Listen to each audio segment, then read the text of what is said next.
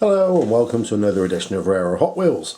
Now in this edition we're going back to the loose car boot sale finds, and this time we're going to look at a couple from Matchbox, from Majorette, and also Maystow, all the M's, plus one brand I have no idea what it is, and a Hot Wheels. So let's get on and have a look at some tatty, rarer Hot Wheels and other diecast.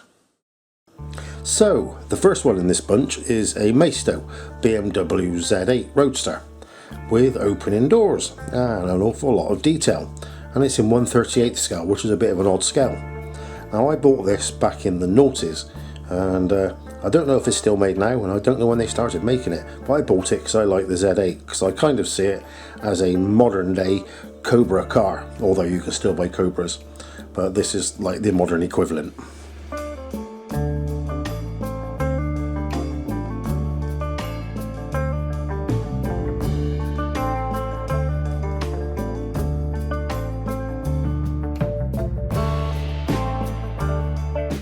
This next one is, although unbranded underneath, it turns out to be a Yatming Chevy Pickup from 1980. Guessing it's a C10 or Silverado, one of the square bodies that started in the early 70s and went through to the late 80s.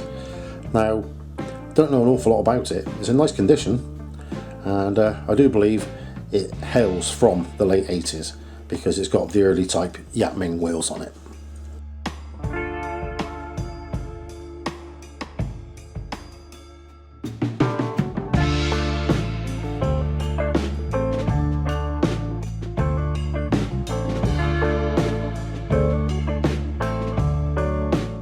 And now on for something else roughy tufty, a Mercedes Unimog from Majorette this time, and featuring what look like quite modern style wheels on it, with the multi-V, multi-spoke wheels. However, this actually hails from 1979 as one of the snowplow rings, although sadly this one's lost its snowplow, and it's from the 200 series. And the 200 series of these Majorette vehicles ran from 1976 right through to 2006. Taking a short break from 82 to 92, and so this one hails from 1979.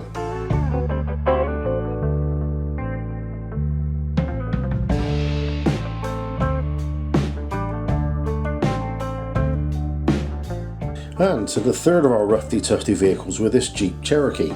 I quite like this because my daily driver is a Jeep Grand Cherokee, although a little bit newer than this one, 10 to be precise. And the Matchbox Cherokee ran from 86 right through until today. They still make it now.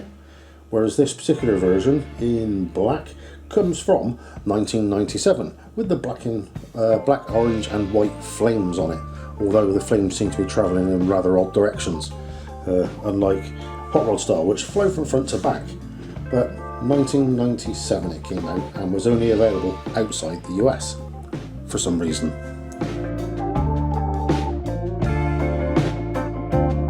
And now back to Maystow with this rather natty BMW M1 Coupe.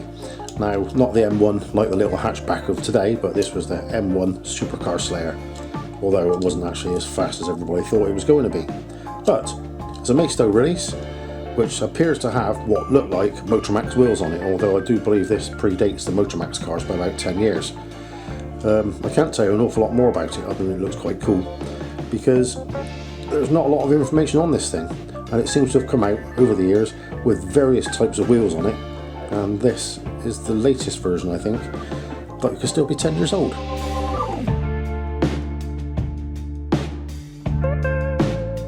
And finally, to a brand we all love, Hot Wheels, with this Larry Wood designed Sidekick. It's called Sidekick because if you pull the exhaust pipes at the back, the seat on the driver's side pops out the side of the car, so therefore you get in the side.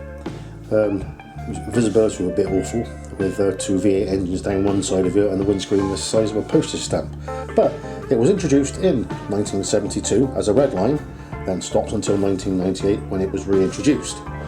And they still make it from time to time now. So this example comes from 2001, and it's pale metallic blue colours, with Hot Wheels Postal Express on it.